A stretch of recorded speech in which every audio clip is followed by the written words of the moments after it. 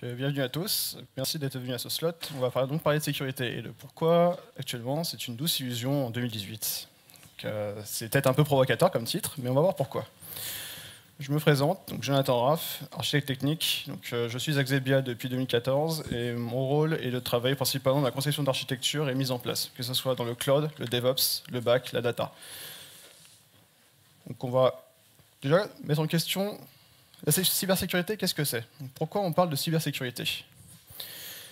Eh bien, on a eu plein de news dernièrement concernant Verizon, concernant WPA2, concernant Mirai.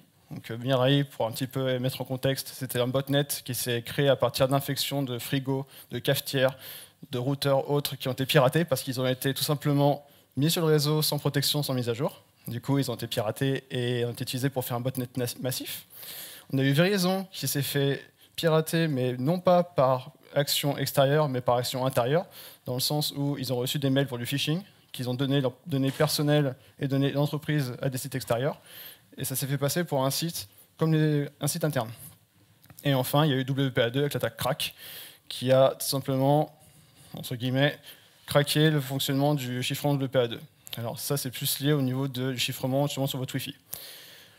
Alors pour tout ça, on met en place de la cybersécurité pour justement se défendre contre ces failles. Donc qu'est-ce que c'est la cybersécurité? Elle a 6 objectifs. Le premier, c'est la disponibilité. C'est de s'assurer que même en cas d'attaque, le service reste disponible, reste toujours accessible, et qu'il n'y a pas de coupure de service pour les utilisateurs. Il y a l'intégrité. L'intégrité, c'est le fait de pouvoir toujours garantir que même si on est piraté, on a toujours des données qui sont intègres, qui ne sont pas modifiées, qu'il n'y a pas eu de tampering, comme on dit dans le domaine. C'est-à-dire qu'on n'a pas corrompu les données et mis autre chose à la place. On a la confidentialité, donc ça, c'est le fait que vous accédez à un site en HTTPS. Par exemple, quand vous payez quelque chose sur un site e-commerce, vous retrouvez à mettre votre numéro de carte bleue, vous n'avez pas envie que votre numéro de carte bleue se retrouve dans la nature. La traçabilité, vous avez fait une action, vous avez acheté quelque chose sur Internet, vous avez ensuite derrière votre vendeur qui, lui, garde une trace de cet achat, pour savoir que vous avez acheté, pour vous, en cas où vous avez plus tard, un an après, un problème avec votre produit, pouvoir dire « Ok, vous avez acheté il y a un an, voici la garantie », par exemple. L'authentification, pouvoir dire que vous êtes « Je suis Jonathan Raff, je suis bien la personne que je dis, donc parce que j'ai telle preuve de mon identité, donc je m'authentifie ». Et enfin, la non-répudiation.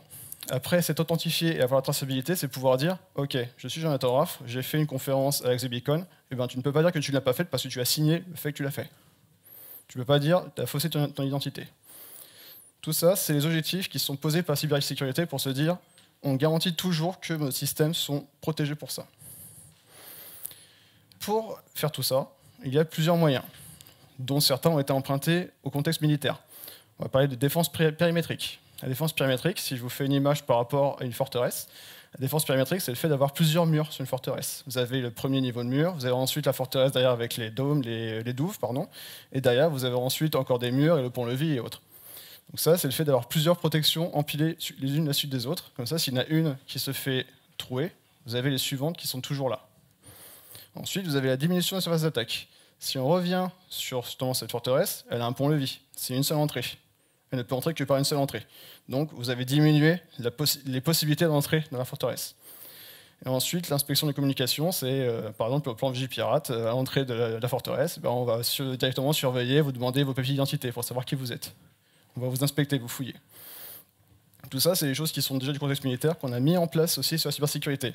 Alors, elle se porte par la défense périmétrique avec les pare-feux, la diminution de surface d'attaque avec le fait qu'on réduise par le nombre de ports qu'on écoute, par le fait qu'on ait un Web Application Firewall qui va être devant pour vous protéger, et l'inspection par justement ce Web Application Firewall qui va lui auditer ce que vous faites.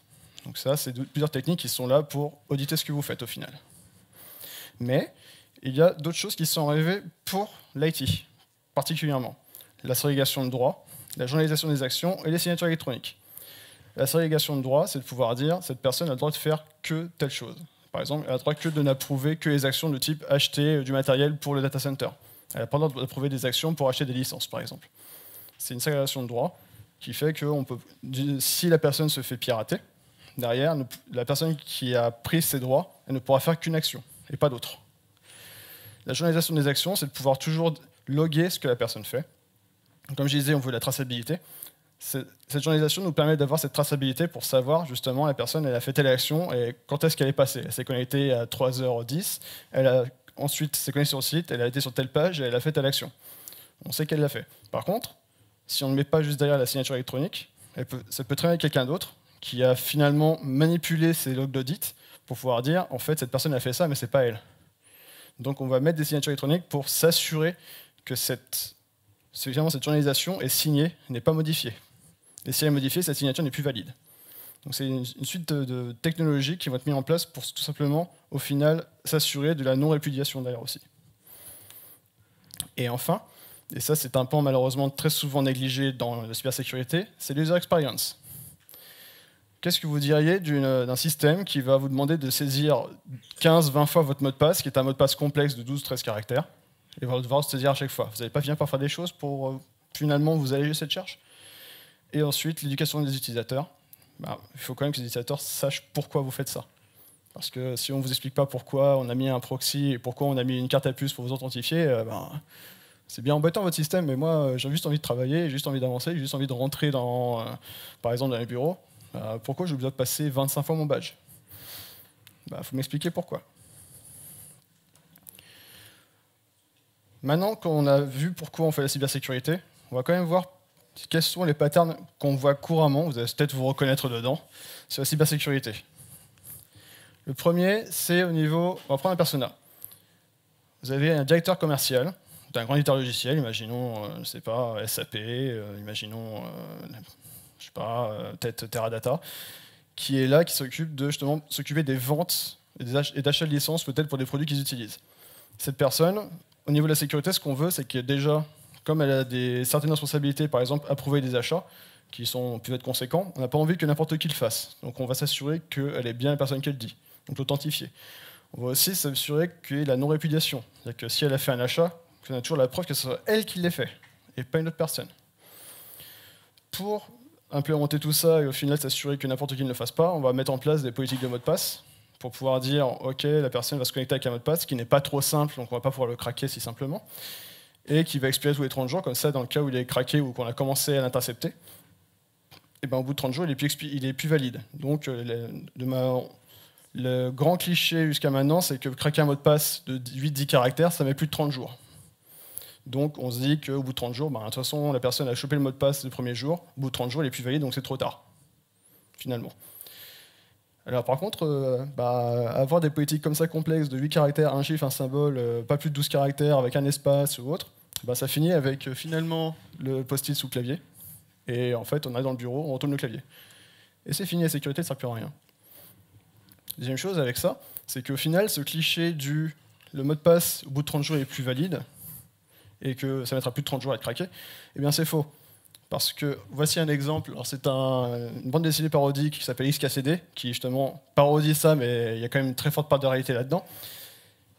Voici deux scénarios. Vous avez un mot de passe qui est le troubadour E3, qui est justement, on va dire, qui complémente avec une policy de mot de passe avec un symbole, un chiffre, des majuscules.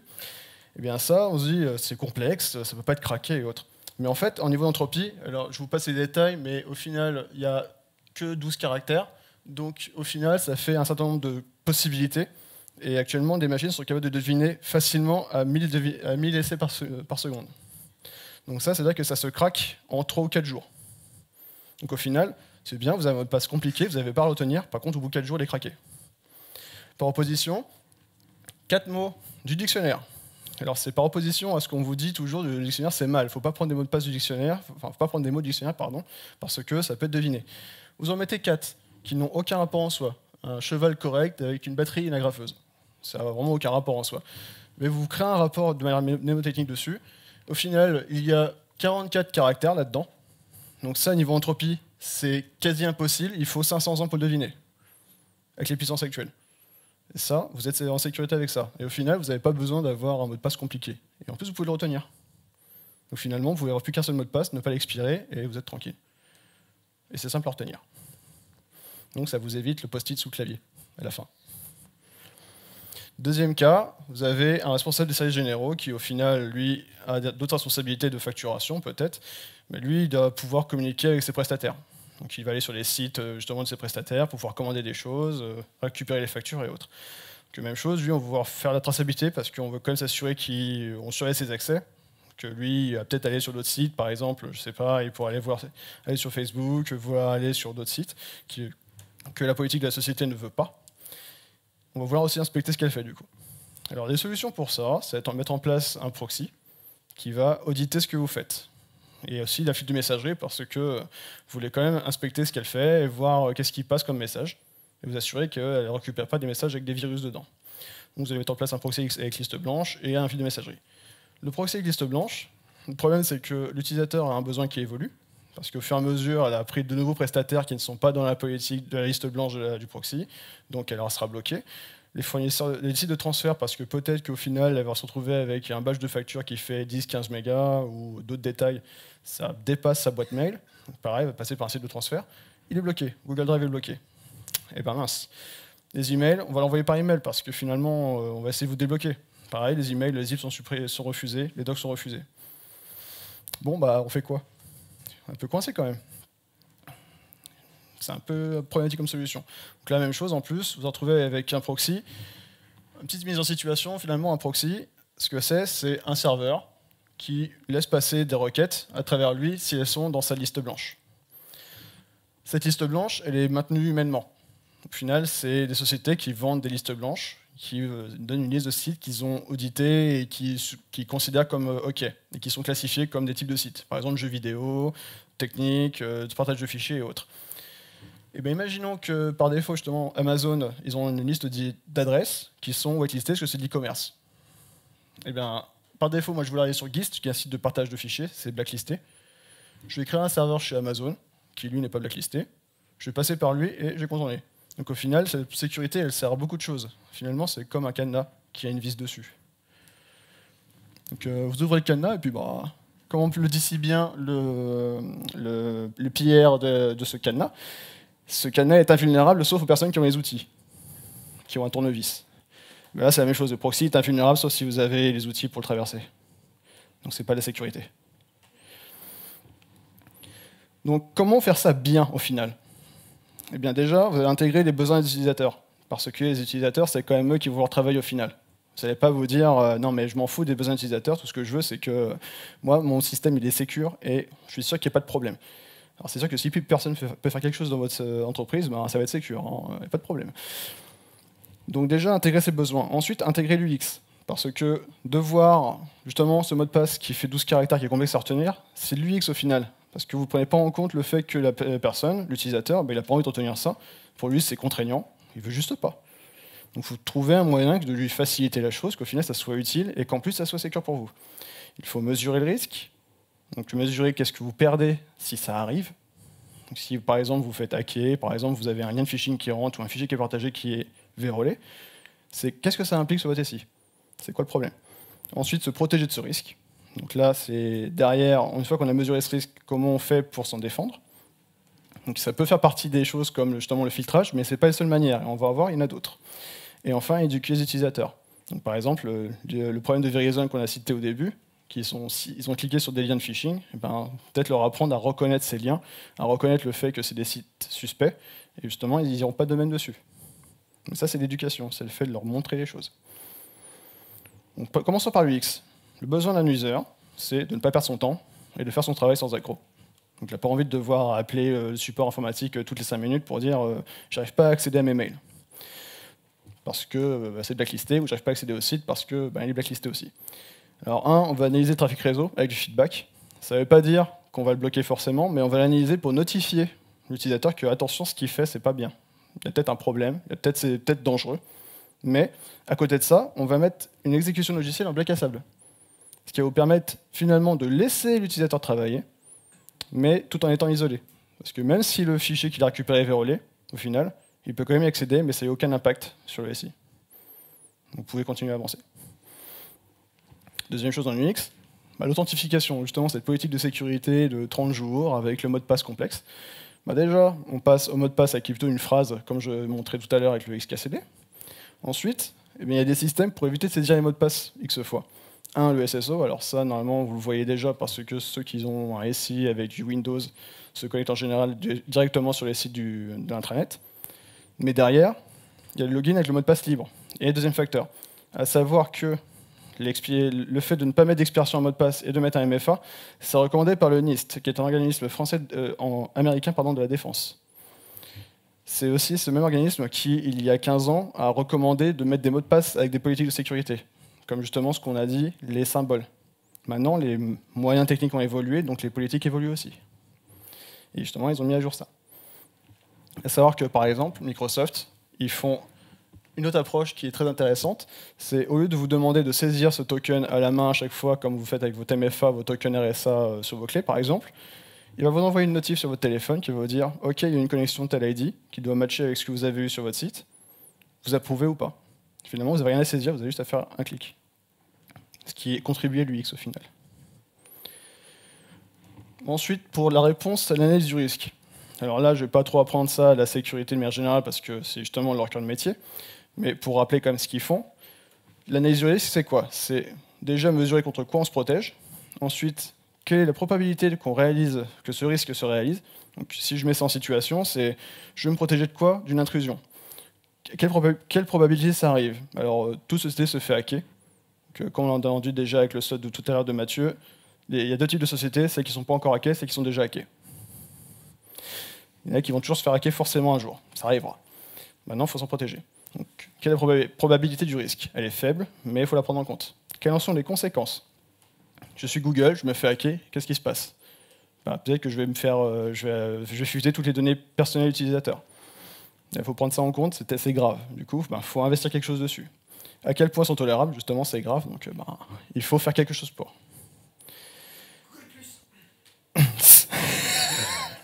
C'est pas bien de dire ça.